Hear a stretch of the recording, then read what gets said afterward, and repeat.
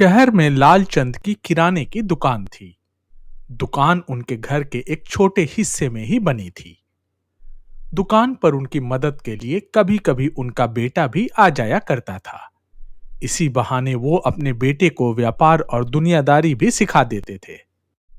एक सुबह लालचंद अपने बेटे के साथ दुकान पर बैठे थे। तभी एक मजदूर जैसा दिखने वाला व्यक्ति उनकी दुकान पर आया। उस व्यक्ति ने कुछ राशन का सामान पैक करवाया।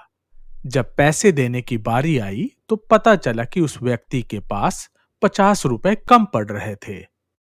उस व्यक्ति ने अपनी जेबें तलाश ली, लेकिन कहीं भी कुछ नहीं मिला।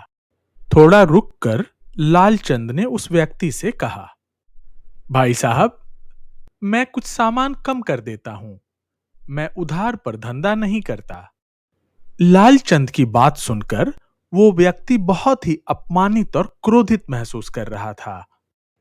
सेठ जी, मेरे घर में पिछले 2 दिनों से खाना नहीं बना। मेरे छोटे छोटे बच्चे और पूरा परिवार भूखा है।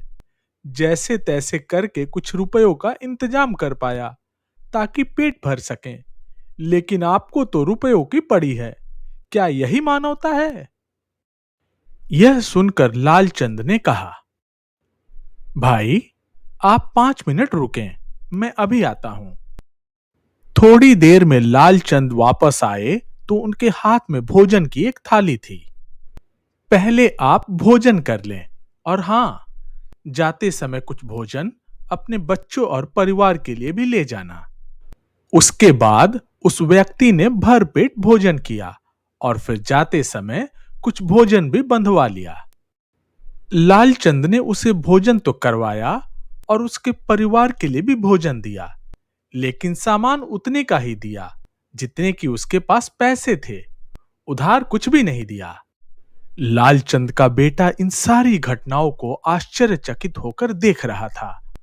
उस व्यक्ति के जाने के बाद बेटे ने लालचंद से पूछा, पिताजी, ये कैसा व्यवहार किया आपने?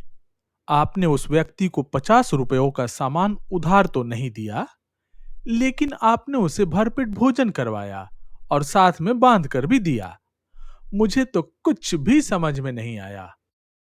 बेटे, आज मैं तुम्हें एक सीख देता हूं। इसे हमेशा याद रखना।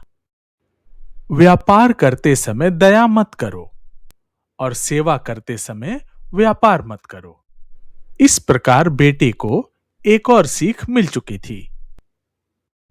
दोस्तों, हमारी ये कहानी देखने के लिए बहुत बहुत धन्यवाद। ये कहानी आपको कैसी लगी, कमेंट बॉक्स में लिखकर जरूर बताएं।